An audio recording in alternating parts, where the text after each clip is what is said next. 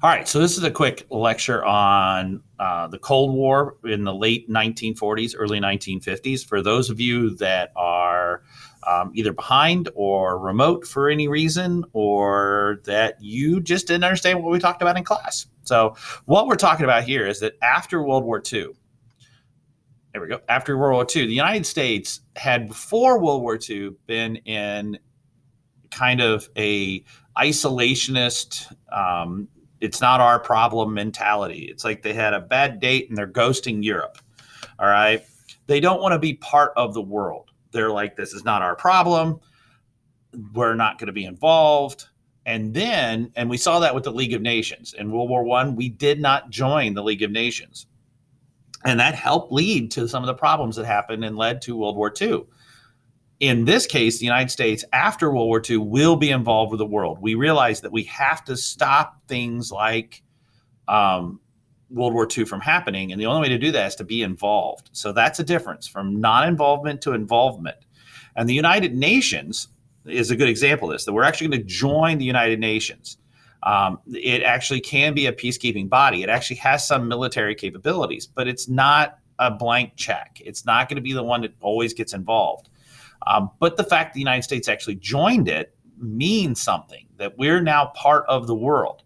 And part of the reason why we have to be part of the world is because of this, is that after World War II, the Soviet Union, Russia, has been invaded twice in the 20th century, and they've had enough.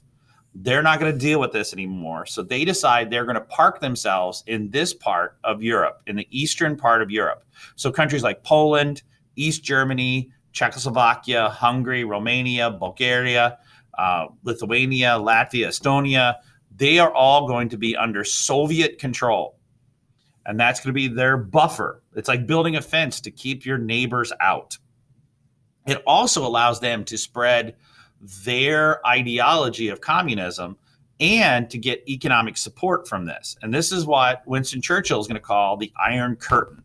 So they're doing it for economic reasons, they're doing it for political reasons, and they're doing it for military reasons, to protect themselves. Okay. And so now that's going to cause what we call a Cold War. It's not a hot war. Hot war is where you're actually shooting at each other. A Cold War is where you are in this conflict where you're not directly fighting each other. And that's what's going to basically exist from the 1950s all the way until the 1990s between the United States and the Soviet Union and their allies. And it's a struggle of ideologies that the Soviets want to spread their ideas, while the United States is going to do a different approach, that we want to spread our ideas and our concepts of economics. We want to spread capitalism and democracy, and the Soviet Union wants to spread communism and socialism under their ideas. And there's not really going to be a direct war, but there is going to be an escalation of our nuclear power, a lot of espionage, and what we call proxy wars, where you fight wars in different places, not against each other. You fight through other countries to get to them. And what America's response to communism is containment. We're going to hold back communism.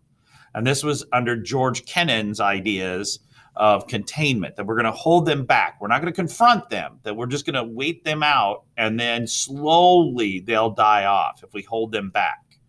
And this is, we joked about in class, is the rabid chihuahua of communism. Nothing against chihuahuas. They just kind of freak me out a bit. But also a chihuahua, although can be aggressive, they're a chihuahua. All right. And that's kind of what happened with the Russians. We were scared of the Russians, but then by the time we get to the 1980s, 1990s, we discovered that they're not exactly as dangerous as we thought they were. And so we're going to build this system to protect ourselves from the communists. We're going to create the Marshall Plan. We're going to talk about here in a minute. We're going to talk about NATO. We're going to talk about here in a minute. We're also going to create the Defense Department to be in the Joint Chiefs to advise the president. We're going to create technology in the form of the H-bomb, or NASA with the space race to beat the Russians to space and develop new technologies to defeat the Russians. We're going to spread our culture. Every time you change culture and have rock and roll and television and movies and things like that and blue jeans, it whittles away at the support of the Russians. We're also going to create an intelligence agencies with the National Security Agency and the CIA, which both works to gather information and carry out black ops operations. Sometimes you don't need an airstrike. You just need a bellhop with a silencer to solve a problem. And so that's what we're going to do. We're going to build this system to prevent the spread of communism. And we're going to wall them off. It's our version of fence. Their fence was to park themselves in Eastern Europe. Our fence is more of a policies, structures, things like that to hold them back. And like we already said, we already covered this. And then this is what Europe basically looked like. All right. So our policy containment, Truman comes in and says, look, we're not going to actually go fight for you, but we'll support you. We'll give you aid, equipment, things like that. We'll support you, but not fight. And one of the examples of this is what we call the Marshall Plan. It was $13 billion in aid to basically recreate the European economy.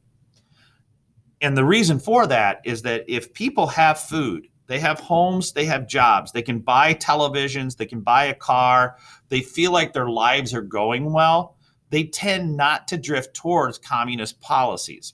And you're going to see this in Europe. The beginning of European socialism was a way to prevent the spread of communism, but that you have to rebuild their stores, their factories. And so that happiness that you're going to create by giving them aid to rebuild their lives is going to prevent the spread of communism. Also, the fact that they're going to see you as a positive light and then communists in Russia as a negative. Also, when you rebuild, you have to have equipment. You have to have supplies.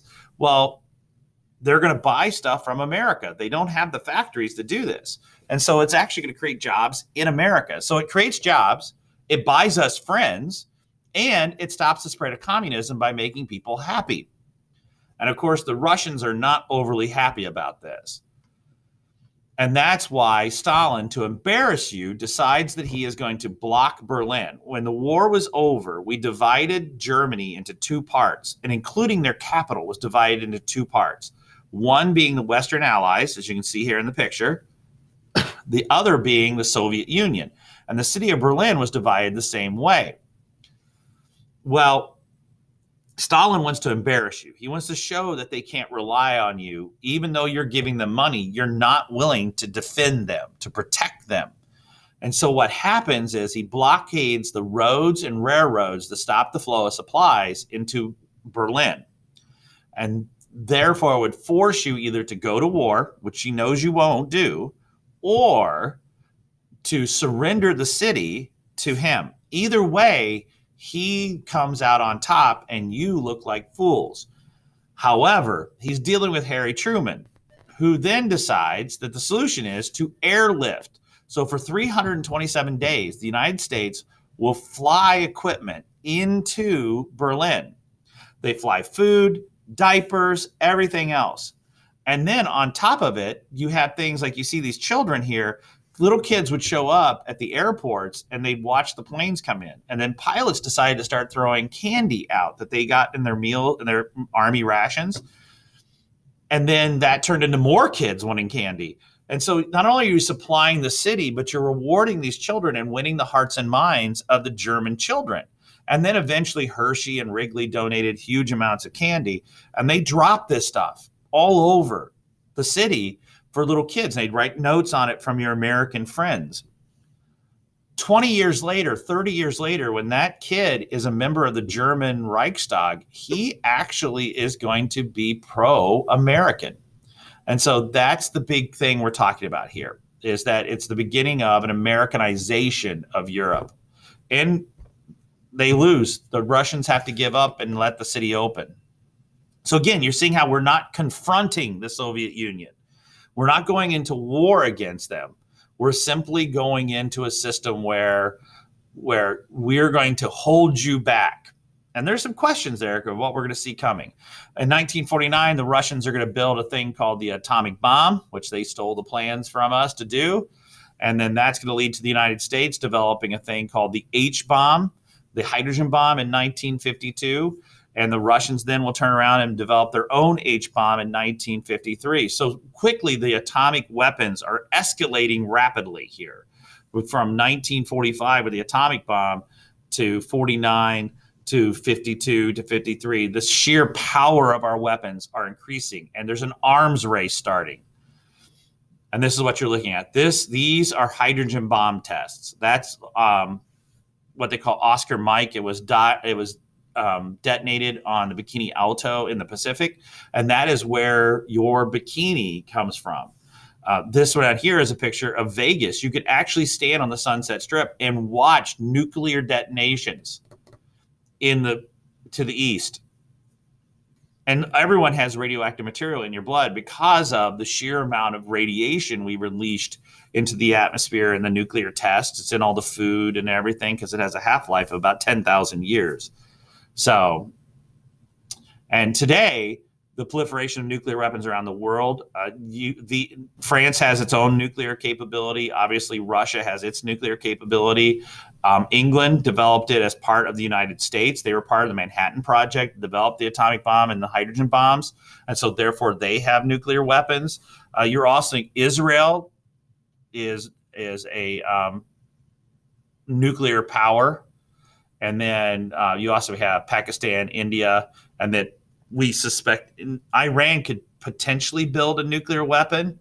And we do know that North Korea has nuclear capability. So you've greatly increased the number of nuclear weapons around the world. So we're also going to create, to protect ourselves from the Soviet Union and our friends, we're going to form an alliance called the North Atlantic Treaty Organization, which basically was for the first time the United States signs a military alliance with other countries to keep the peace. So again, we're getting involved. And this is a way also to hold back the Soviet Union, because if you attack one country, you attack all of us. And this is NATO.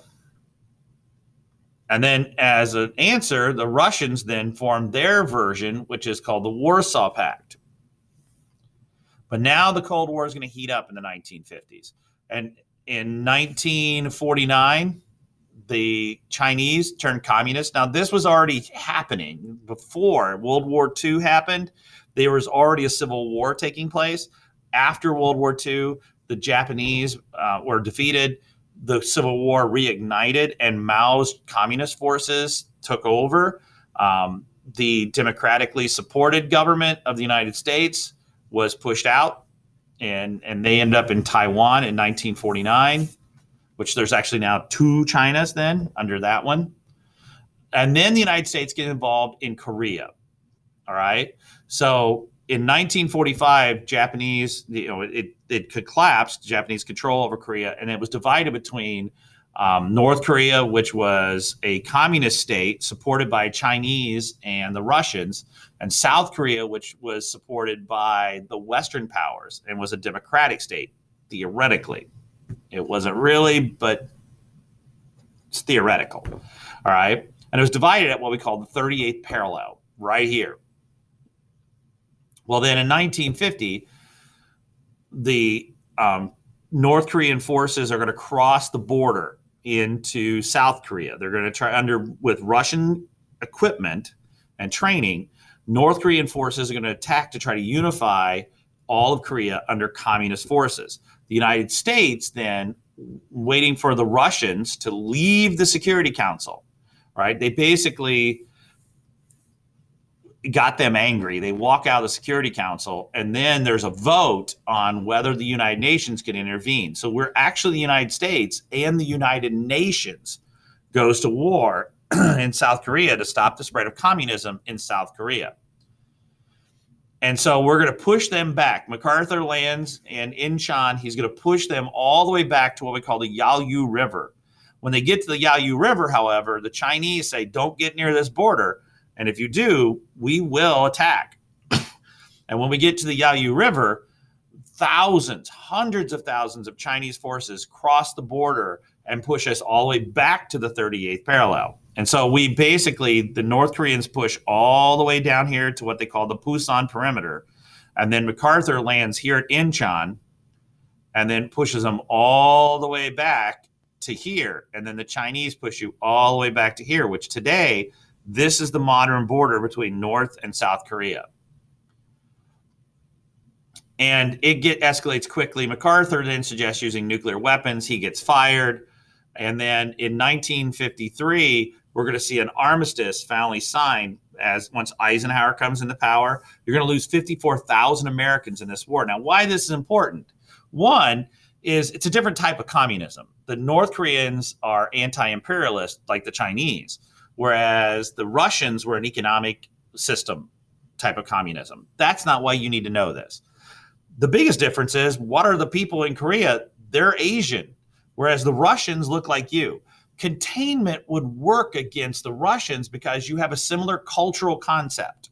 And there's a bit of racism involved in Korea in the fact that you're willing to go fight against Asians, but you're not as willing to go fight against the Russians.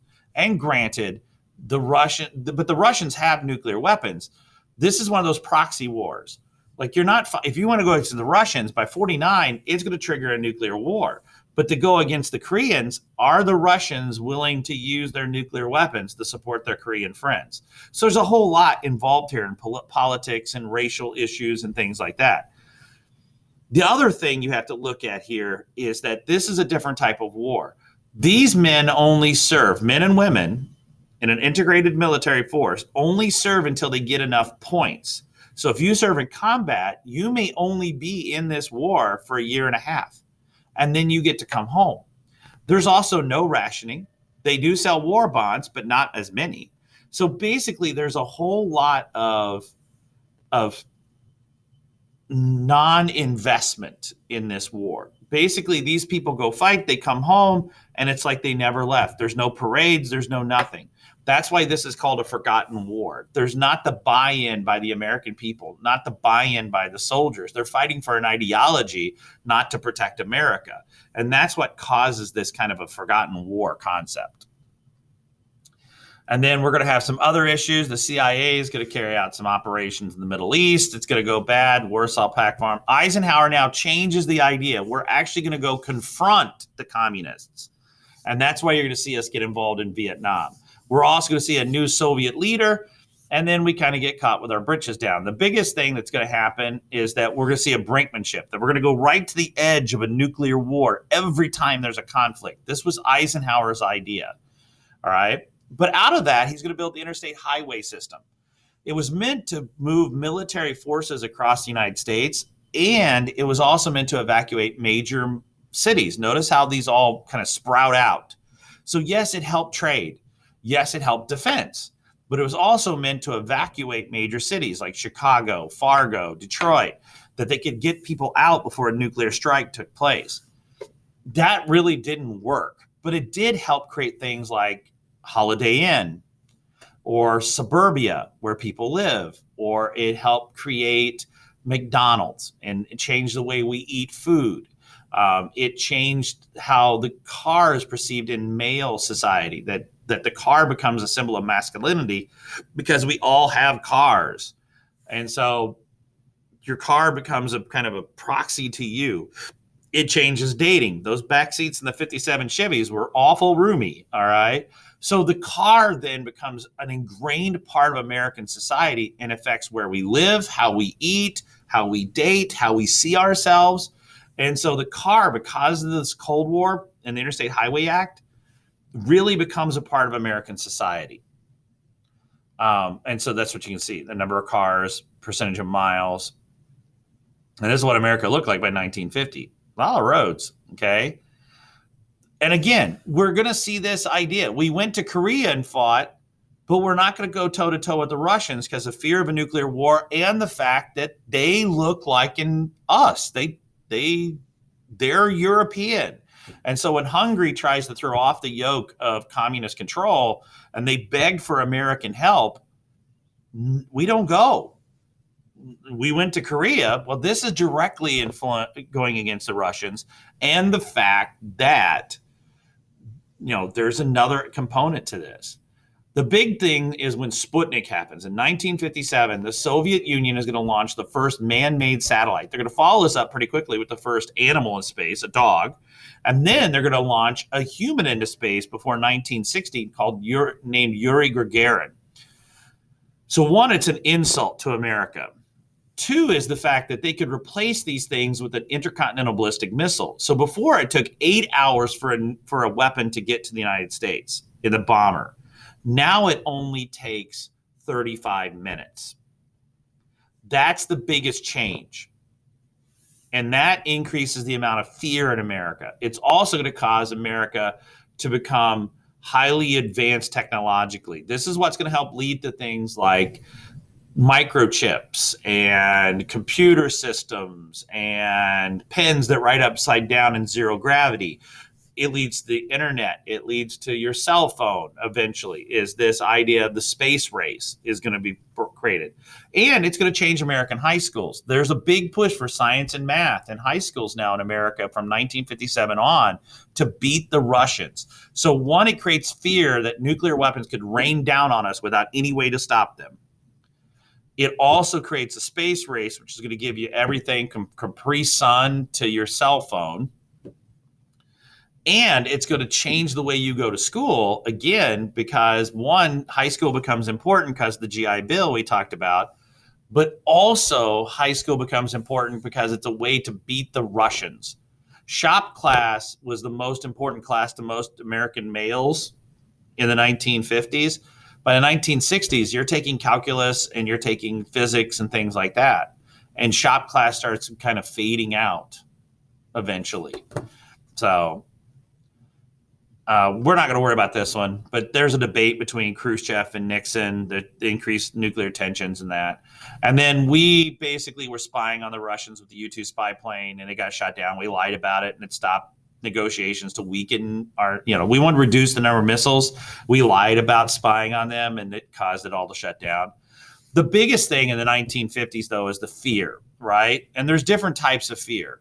And the negative fear that's being created by things like Sputnik and the Korean War and the H-bomb is that we start fearing there may be communists already here. And so we're going to see the Loyalty Review Board, which is going to investigate government employees. And we're also going to see the creation of the House Un-American Activities Committee, HUAC. And in 1947, they began to investigate communists in the movie industry. They're going to span this out to the Defense Department. They're going to span it out to the State Department and into unions. I mean, basically anything that seemed like it was going against what we thought was the American concept is going to basically fall under the investigation of HUAC for un-American activities. And the thing is, there really were spies in America, okay? Alger Hiss had been selling plans to the Russians. The Rosenbergs sold the plans to atomic weapons to the Russians, or at least were implicated in the sale of the plans. There's no real proof that they did it or not, but there's pretty good evidence that they, there's not direct, but they do get executed for it. And that led to, though, that fear that there actually were communists here, that led to men like Joseph McCarthy. McCarthy, a senator from the state of Wisconsin, basically used this as a way to gain power. It's the crucible. Remember reading that in school? They talk about the witchcraft trials. It's not really witchcraft they're talking about. They're talking about the Red Scare. They're talking about these people that were railroaded. They would call these people in on trumped up charges or under questioning. Just being called in front of the committee could ruin your career. And then if they call you in and you won't answer questions, your company would fire you. Or if you're in Hollywood, you'd end up on the blacklist, which means you couldn't work. No one would hire you as an actor or a director. So you could go from being an Academy Award winner to being someone who can't get a job even doing a commercial voiceover. And it ruined people's lives. People committed suicide. They lost their businesses. They lost contracts with the government. They lost film careers, all because of fear. And the fear being used by people like McCarthy to increase their own personal power. Right? That's what we're talking about. And so it fanned out into the State Department, into the Defense Department, and he never provides any evidence. And when he does provide, it's trumped up evidence. It's evidence that it's created evidence because it's like pictures that have been doctored or lists that are never showed. And so he finally went too far when he accused the army. And then because Eisenhower was the former commander of the army, that doesn't look very good for him. And his bullying tactics on national television that he thought were going to create an even bigger audience for him actually backfired. And there's also, when they're on television, it was easier for the accused then to show how he was making this up. And when it finally came out that they were doctoring evidence and that it was just a bullying tactic, and the president finally felt, the Republicans finally decided it was time they could speak out against one of their own. He was censured and eventually lost his seat, and he died 3 years later after losing his seat of basically alcoholism. But that's the fear you see, even in our modern world, is where you can use fear to gain political power and then use that power or economic power or social power. And you can use that fear to grow yourself, but at the same time, you threaten the very concepts of freedom in America. The idea that I can be who I am or speak my mind or practice my own views. And if I'm not hurting you, or even if I'm just saying, look, this is what I feel, maybe we should look at this.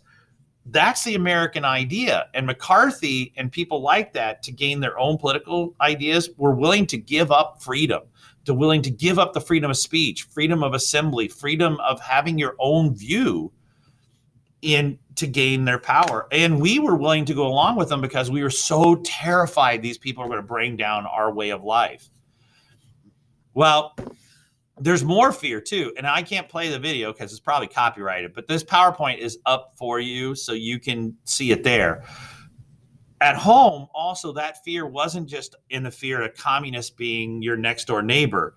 It was also that you feared that your life could end tomorrow. And so what you had is duck and cover drills in schools, where it told kids to hide underneath their desks, and they play this little Bert the Turtle thing. You set up defense shelters in the community. We talked about the Interstate Highway Act, which is going to change the whole way you live in America. But it also, people actually built bomb shelters. It's kind of the equivalent of when COVID hit America and people are going out buying all this toilet paper. It creates a sense of security. There is no way your nuclear bomb shelter was actually going to protect you from an atomic weapon. It really wasn't. But it made you feel safer. It made you feel like you're ready. And so that was the whole part of that. People built bomb shelters and people did duck and cover drills. It wasn't really going to protect you. It made you feel like it, but it wasn't going to protect you. All right. The biggest impact was probably in the 1950s, a lot of spy book. The Nazis in the movies got replaced by the communists, right? And then you had the Crucible, who spoke out against the Soviet Union, right? Or against the Red Scare. Sorry, the Crucible spoke out against the Red Scares with McCarthy. One thing that did become popular out of those fears was movies were dying in the 1950s because of television. And that's where you see things like 3D movies come out and stuff like that to draw people back in. Those and the drive-in were the two of the biggest saving graces to movie popularity in the 1950s, because it was a new thing, a gimmick. The 3D movies were a gimmick to draw people in. And then the same way with the drive-in, that I could go, and it creates a social thing for teenagers. The movies that really were successful, remember we talked about the 1930s and 40s, there was fear of the other in our movies. And that was like you saw with Bela Lugosi's Dracula, right? He's that weird speaking Eastern European, count. And Frankenstein, that German doctor who creates this monster. And even, the Roma linked with the Wolfman, that those people, the fortune tellers and Eastern Europeans that somehow get you exposed to the wolf, the werewolf that bites you and makes you a werewolf. Or even the Mummy is that guy from the Middle East, and the Creature from the Black Lagoon at the beginning of the 50s was still a bit of that other. It was that strange thing down in Latin America. It was the other, someone who's not like me. Well, the science fiction movies in the 50s take on three different, and they all link back to the communists. It Came from Outer Space, The Day the Earth Stood Still, War of the Worlds, The Blob are all this idea that communists are the Martians and they're going to come and destroy your way of life. They're going to come here and invade us and destroy us. Invaders from Mars and The Thing and Invasion of the Body Snatchers is this fear of they're already here. They can become our neighbors, or they can control our neighbors. Like in Invaders from Mars, they can control our neighbors and make them do things against us. Or in The Thing, they can literally become our neighbors. And they can, the next door neighbor is the guy plying it, the school teacher, the college professor, the guy in the military. They're all out to get us because they're actually communists, or in this case, aliens. The third type of science fiction movie that became very popular in the 1950s is the radioactive monster, the fear of the atomic bomb, right? You saw it in kind of The Fly, but the best ones were the big monster movies, like the 30-foot, 100-foot, 14-story monster that was created by the H-bomb. The movie Them was a great example of that. It's these giant ants that come out that are created by radioactive fallout, and they're attacking and destroying our way of life. There's tarantulas, giant praying mantises. Probably the most important of even a 50-foot woman who gets exposed to radiation and then goes after her ex-husband. That's a real movie. The king of all of them, obviously, is Godzilla. Godzilla is a protest movie. That's what it really was. Came from Toho Studios in 1958, 57, if I remember right. And it's basically a giant dinosaur gets mutated by American H-bomb tests and turns into a radioactive, fire-breathing monster that attacks, of course, Japan, just like the United States did in 1945. So it becomes a metaphor for the atomic bomb. Godzilla is an H-bomb, just an H-bomb with legs. And so our fears then, these are kind of the fun ways that the fear manifests itself. But that whole McCarthyism, and no one really did any harm building a bomb shelter. I mean, if it made you feel good, and a duck and cover drill, it wasn't going to save you from a nuclear blast, but at least it made you feel better. And these movies helped you vent that fear that you had in communism. But the McCarthyism, no, that was just wrong. Okay. And so that's all we've got for this one.